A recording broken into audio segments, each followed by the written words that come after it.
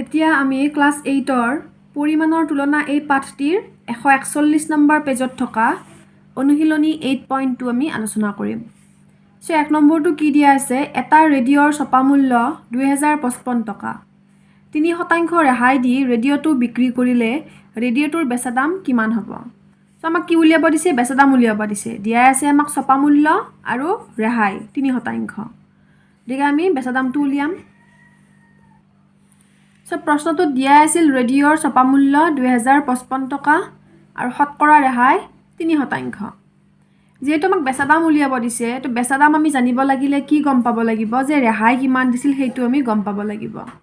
পিছে ৰেহাই যিমান দিছিল আমি ৰেহাইটো যিমান পাম, কিনা দামৰ পৰা ৰেহাই আমি বিয়োগ কৰি দিলে আমি গম পাই যাম যে বেচা দাম কিমান হয়। তো আমাক ৰেহাইৰ হাৰ শতকৰা হাৰ আমাক দিয়া আছে, কি উলিয়াম? মুঠ ৰেহাই উলিয়াম। মুঠ ৰেহাই হ'লে কি হ'ব যে কিনা দামৰ 3%। কিনা দাম আছে 2055 টকা, মানে 2055 টকাৰ 3%। 2055 টকাৰ মানে কি হ'ব? পূৰণ। 3% মানে কি? এই 3ক 100ৰে হৰণ হৈ আছে। 100/3। এতিয়া 2055 আৰু 3 পূৰণ কৰিলে কি পাম? 6165 পাম। 100ৰে হৰণ কৰিলে কি পাম? 61.65 টকা। তাৰ মানে গম পালো যে ৰেডিঅ'টো কিনোতে মুঠ ৰেহাই কিমান? 61.65 টকা। এতিয়া আমি ৰেহাই যিহেতু পালো, আমি এই ৰেহাইৰ পৰা আমি কিমান দামত বিক্ৰী কৰিলে সেইটো আমি উলিয়াব পাৰিম। চোৱা, কি কৰিম? কিনা দাম কিমান আছিল? 2055 টকা আৰু ৰেহাই কিমান দিলে? 61.65 টকা। আমি কি কৰিম? এই কিনা দামৰ পৰা ৰেহাইটো আমি বিয়োগ কৰি দিম। বিয়োগ কৰি দিলে আমি পাই যাম 1993.35 টকা। এইটোৱে হ'ব আমাৰ কি? বেচা দাম। এতিয়া 2 নম্বৰটো চোৱা, সুমনে এখনৰ গণিতৰ কিতাপত 10% ৰেহাই পোৱাৰ পাছত 190 টকাত কিতাপখন কিনিলে। কিতাপখনৰ ছপা মূল্য কিমান আছিল? তো ইয়াতে আমাক ছপা মূল্য সুধিছে। কিতাপখন কিনিলে কিমান? কিনা দাম আমাক দিয়া আছে 190 টকা। আমি উলিয়াব লাগে ছপা মূল্য। গতিকে আমি কি কৰি ল'ম যে ছপা মূল্য x বুলি আমি ধৰি ল'ম। ঠিক আছে? সো আমি ধৰি লৈছোঁ যে ধৰো ছপা মূল্য কিমান? x টকা। ক্ৰয় মূল্য আমাক দিয়া আছে কিমান? 190 টকা। আৰু শতকৰা ৰেহাই দিয়া আছে কিমান? 10%। আমি এতিয়া কি উলিয়াব লাগে? এই xৰ মানটো আমি উলিয়াব লাগে। তো আমি কি সূত্ৰ মতে কৰিম চোৱা, x মানে কি? ছপা মূল্যৰ কিমান ৰেহাই? 10%। x মাইনাছ xৰ 10% ইজ ইকুৱেল টু কিমান? ক্ৰয় মূল্য 190। এতিয়া ইয়াতে x থাকিল মাইনাছ xৰ 10% মানে কি? এই xটো 10%ৰ লগত কি হৈ আছে? পূৰণ হৈ আছে। গতিকে চোৱা, তাৰমানে কি হৈ আছে? xৰ 10% মানে x পূৰণ 10% মানে আমি কি বুজো? 10টোক 100ৰে হৰণ আৰু xৰ মানে কি? xটো পূৰণ হৈ আছে। তাৰ মানে কি হ'ব? তলত হ'ব 100 আৰু এই 10ৰ লগত xটো পূৰণ কৰা 10x ইজ ইকুৱেল টু 190। এতিয়া চোৱা, 100টো আমাৰ তলত থাকিলে 100ৰ লগত x পূৰণ কৰা কি হ'ব? 100x। ইয়াত মাইনাছ আছে, ইয়াতেও মাইনাছ আৰু কি হ'ব? 10x is equal two 190। 100xৰ পৰা 10x মাইনাছ কৰিলে কিমান পাম? 90x তলত 100 ইজ ইকুৱেল টু 190। এতিয়া চোৱা, এতিয়া আমি যিহেতু xৰ মান উলিয়াব লাগে, তেতিয়া আমি কি কৰিম যে xটো আমি এটা চাইডে ৰাখিলোঁ আৰু যিহেতু এই 90টো xৰ লগত কি হৈ আছে? পূৰণ হৈ আছে।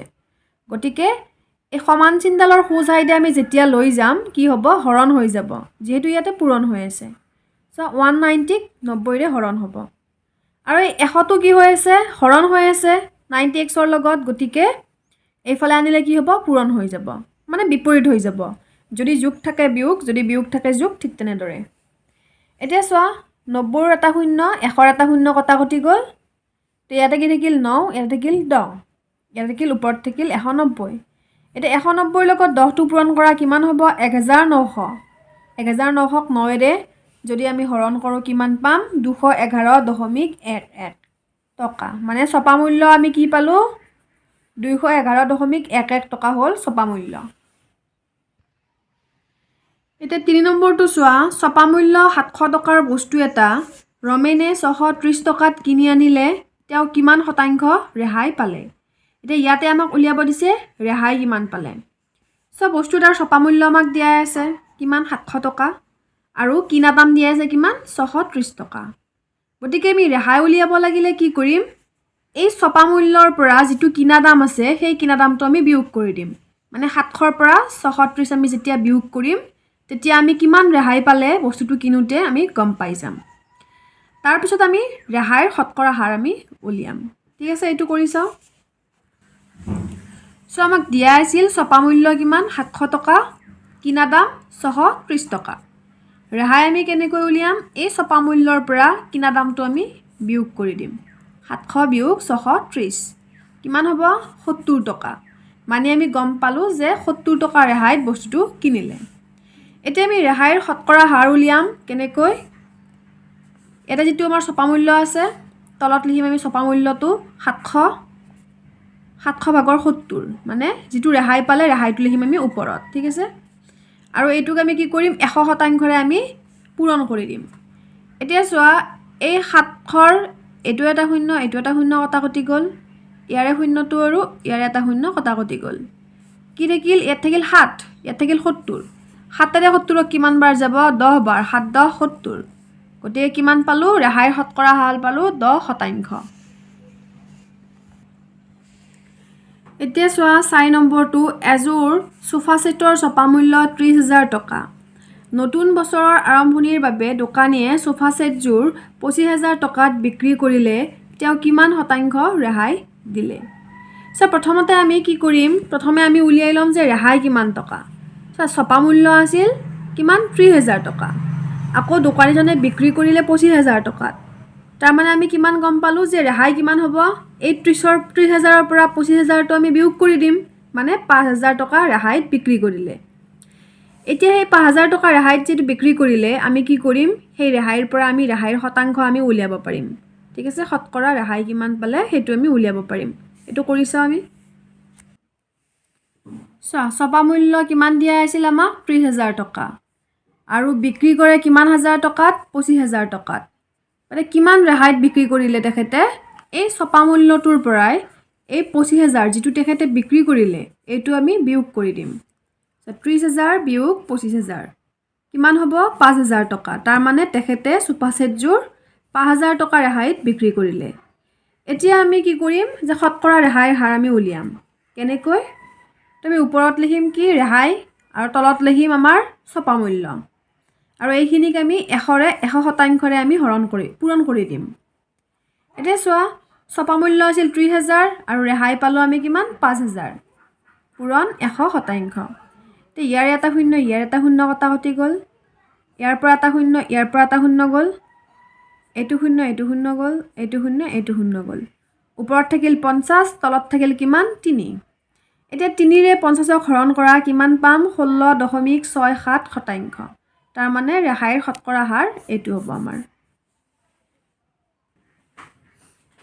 এতিয়া 5 নম্বৰটো চোৱা 10% ৰেহাই দিয়াৰ পিছত দোকানীয়ে এখন ফেন 1260 টকাত বিক্ৰী কৰিলে ফেনখনৰ ছপা মূল্য কিমান আছিল নিৰ্ণয় কৰা চোৱা ইয়াতে আমাক ছপা মূল্য দিয়াই নাই উলিয়াব দিছে গতিকে আমি ধৰি লম যে ছপা মূল্য x টকা ঠিক আছে আমি জানেকৈ কৰিম ধৰো ছপা মূল্য x টকা যেহেতু আমাক ছপা মূল্য আমাক দিয়াই নাই ঠিক আছে বিক্ৰী মূল্য কিমান দিয়া আছে 1260 টকা আৰু ৰেহাই দিয়া আছে 10% এতিয়া আমি যেহেতু x ৰ মান উলিয়াব লাগিব ছপা মূল্যৰ মান উলিয়াব লাগিব আমি কেনেকৈ কৰিম এই ছপা মূল্যটোৰ পৰা আমি কি কৰিম এই যেটো ৰেহাইৰ হাৰ হেতু বিয়োগ কৰিলে আমি বিক্ৰী মূল্যটো আমি পাই যাম ঠিক আছে ছপা মূল্য x মাইনাস ৰেহাইৰ হাৰ কিমান x ৰ 10% মানে যেটো তেখেতে ছপা কৰোতে যিমানখিনি খৰচ হৈছিল সেই খৰচৰ 10% তেখেতে কি দিছে ৰেহাই দিছে সেই কাৰণে লিখিছো x ৰ 10% সমান কিমান বিক্ৰী মূল্য এটা x মাইনাস x ৰ 10% মানে কি 10% মানে হল কি 10ক 100 ৰে হৰণ হৈ আছে সো 10ক 100 ৰে হৰণ x ৰ মানে কি x টো কো 10ৰ লগত পূৰণ হৈ আছে কি হ'ব 10x / 100 is equal to 1260 ঠিক আছে 1260 তলত কিমান আছিল 100 লিখি লৈছো এতিয়া এই 100 ৰ লগত x2 কৰিলে পূৰণ কৰিলে কি হ'ব 100x ইয়াতে মাইনাস ইয়াতেও মাইনাস আৰু 10x এটা থাকিল 1260 এতিয়া চোৱা 100টা x ৰ পৰা 10টা x যেতিয়া আমি বিয়োগ কৰিম কিমানটা পাম 90টা x আমি পাই যাম তলত থাকিল আমাৰ 100 আৰু এইখিনি আমাৰ একেই থাকিল এতিয়া যেহেতু আমি x ৰ মান উলিয়াব লাগিব আমি 90x টো আমি এনেকৈ ৰাখি ললো আৰু যেটো 100 আছিল 100 টো আমি কি কৰিম সমান চিনডালৰ এটো সাইডে মানে 1260 ৰ লগত লৈ আহিম লৈ আহিলে কি হ'ব পূৰণ হৈ যাব কাৰণ ইয়াতে আমাৰ হৰণ হৈ আছে চোৱা 1260 পূৰণ 100 এতিয়া আমি x টো আমি অকলে ৰাখি এই 90 টো আমি সমান চিনডালৰ সো সাইডে আমি লৈ যাম লৈ গলে কি হ'ব ইয়াতে যেহেতু পূৰণ হৈ আছে x ৰ লগত 90 টো এইফালে আনিলে এইখিনিৰ লগত কি হ'ব হৰণ হৈ যাব চোৱা 1260 পূৰণ 100 হৰণ 90 এতিয়া 90 ৰ পৰা এটা শূন্য 100 ৰ পৰা এটা শূন্য কটাকটি গল তলত থাকিল 9 ওপৰত কি থাকিল 1260 ৰ লগত 10 টো পূৰণ কৰা কিমান হ'ব 12600 9 ৰে 12600 হৰণ কৰিলে কিমান পাম 1400 তাৰ মানে আমি গম পালো যে ছপা মূল্য মানে x ৰ কিমান হ'ব দাম 1400 টকা এতিয়া 6 নম্বৰটো চোৱা এটা ঘড়ীৰ ছপা মূল্য 1150 টকা পূজা উপলক্ষে কিমান শতাংশ ৰেহাই দিলে ঘড়ীটো দোকানীজনে 1000 টকাত বিক্ৰী কৰিব সো আমাক কি উলিয়াব দিছে যে ৰেহাই মান আমাক উলিয়াব দিছে প্ৰথমতে আমাক দিয়া আছে ছপা মূল্য তো বিক্ৰী কৰে কিমান টকাত 1000 টকাত গতিকে আমি ৰেহাই কিমান পাম এই যেটো ছপা মূল্য আছে ছপা মূল্যৰ পৰা আমি বিক্ৰী দামটো আমি কি কৰি দিম বিয়োগ কৰি দিলে আমি গম পাম যে কিমান টকা তেখেতে ৰেহাই দিলে আৰু সেই ৰেহাইৰ মানটোৰ পৰা আমি ৰেহাইৰ শতকৰা হাৰ আমি উলিয়াব পাৰিম ঠিক আছে কৰি চাও সো কি দিয়া আছিল ঘড়ীটোৰ ছপা মূল্য 1150 টকা আৰু বিক্ৰী কৰে 1000 টকাত গতিকে ৰেহাই কিমান হ'ব এই ছপা মূল্যটোৰ পৰাই এই বিক্ৰী কৰা দামটো আমি বিয়োগ কৰি দিম মানে 1150 বিয়োগ 1000 কিমান 150 টকা ৰেহাই এতিয়া এই ৰেহাই 150 টকাৰ পৰা আমি উলিয়াব পাৰিম ৰেহাইৰ শতকৰা হাৰ আমি কেনেকৈ উলিয়াও ওপৰত লিখো কিমান